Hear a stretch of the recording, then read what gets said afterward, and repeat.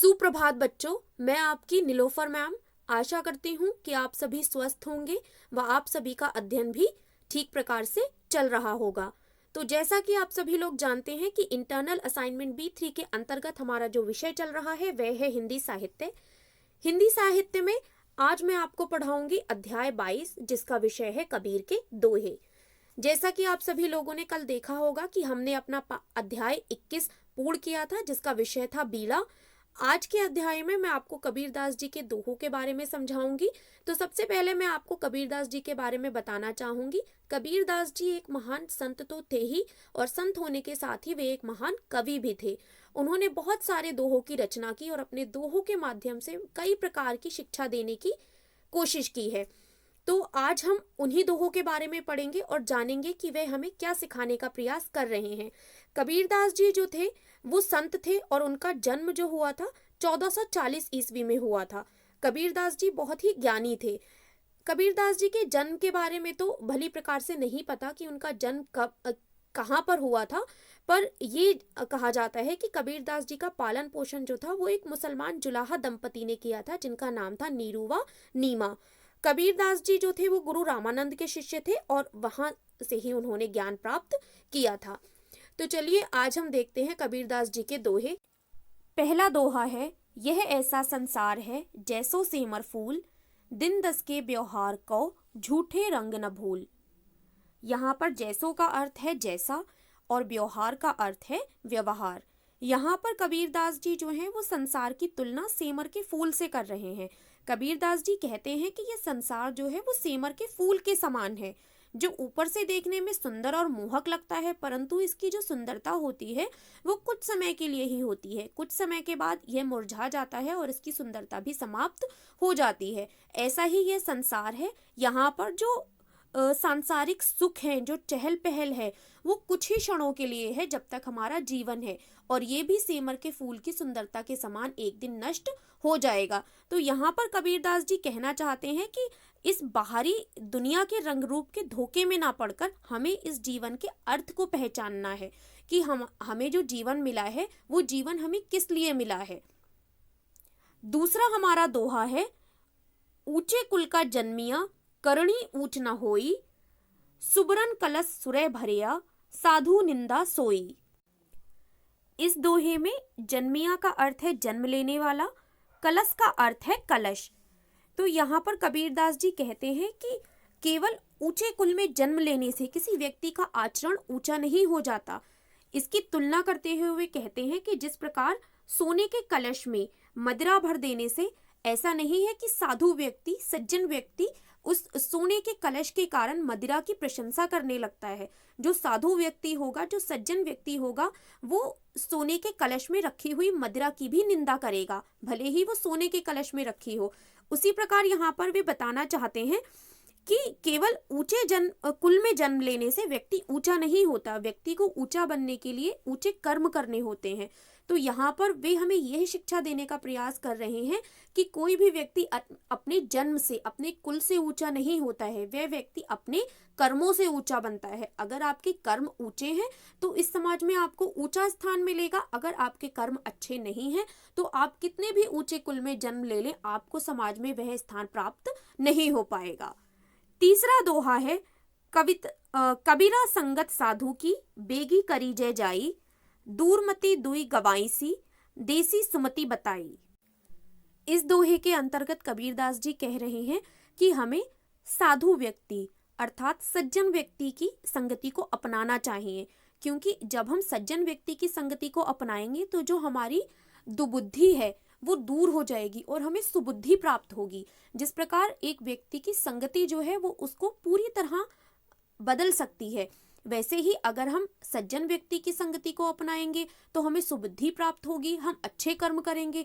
अगर हम किसी दुर्जन व्यक्ति की संगति को अपनाते हैं तो वो क्या करेगा, हमारी दुबुद्धि को सहयोग करेगा और हमारे बुरे कर्मों को आगे बढ़ाएगा। इसीलिए कबीरदास जी कहते हैं कि हमें साधु व्यक्ति की संगति को अपनाना चाहिए, जिससे कि हमारी दुबुद्धि दूर हो और वो साधु व्यक्ति हमारी सुबुद्धि को आगे बढ़ाए।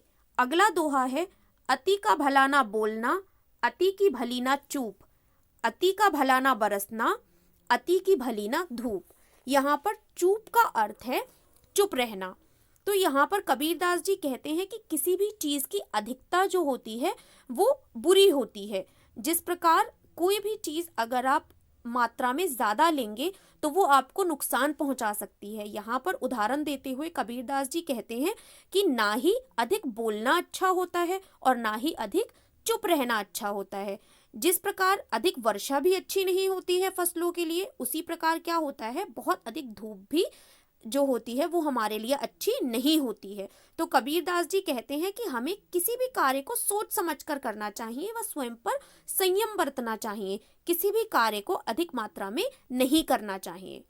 अगला हमारा दोहा है, जो तौको काटा बुवे ताही बोव तु फूल, तो ही फूल को फूल है वाको है त्रिशूल।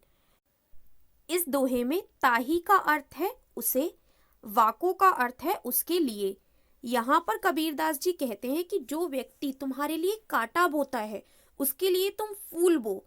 वे कहना चाह रहे हैं कि जो व्यक्ति तुम्हारे लिए बुरा करता है तुम उसके लिए अच्छा करो, तुम उसकी बुराई का बदला भलाई से दो, तो ही फूल को फूल है वाको है त्रिशूल।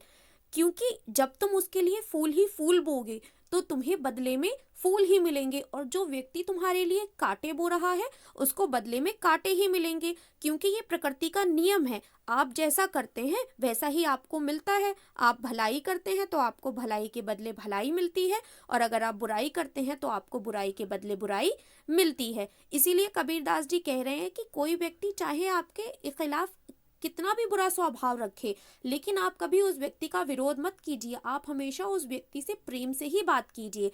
क्योंकि जिस प्रकार आप उस व्यक्ति से प्रेम से बात करेंगे आपके आसपास के लोग उसी प्रकार आपसे बात करेंगे, और जो व्यक्ति आपके प्रति विरोध रखेगा, घृणा रखेगा अपने मन में, तो उसके आसपास के जो लोग होंगे वो भी उस व्यक्ति के प्रति मन में घृणा रखेंगे। तो कबीरदास जी बताना चाह रहे हैं कि कोई व्यक्ति अगर आपके लिए कितना भी बुरा करता है आप उसके लिए अच्छा ही करिए, इसके बदले आपको अच्छा ही मिलेगा।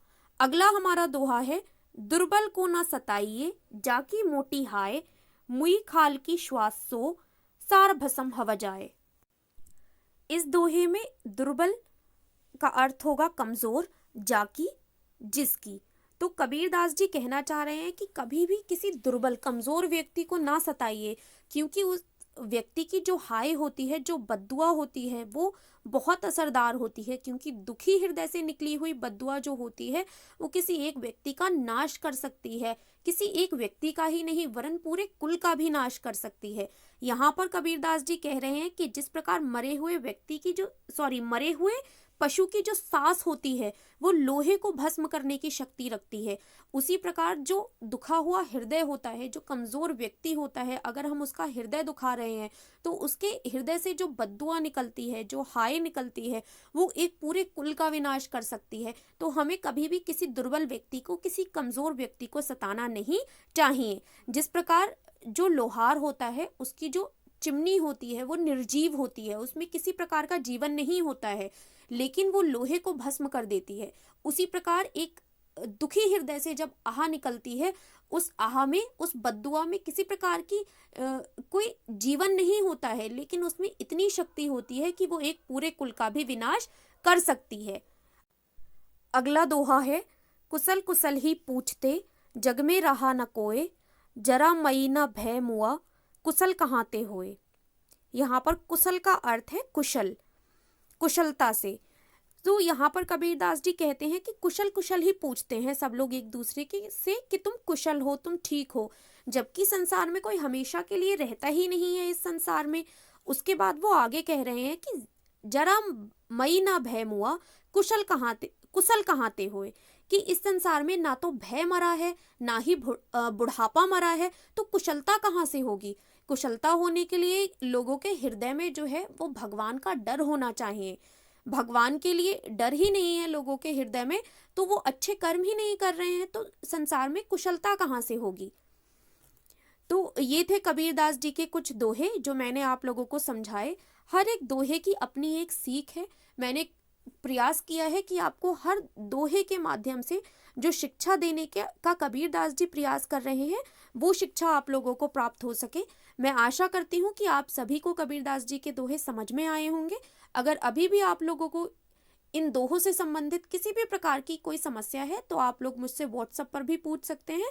अब मैं मिलूंगी आपसे अगले व्याख्यान में। तब तक के लिए स्वस्थ रहिए व सीखते रहिए। धन्यवाद।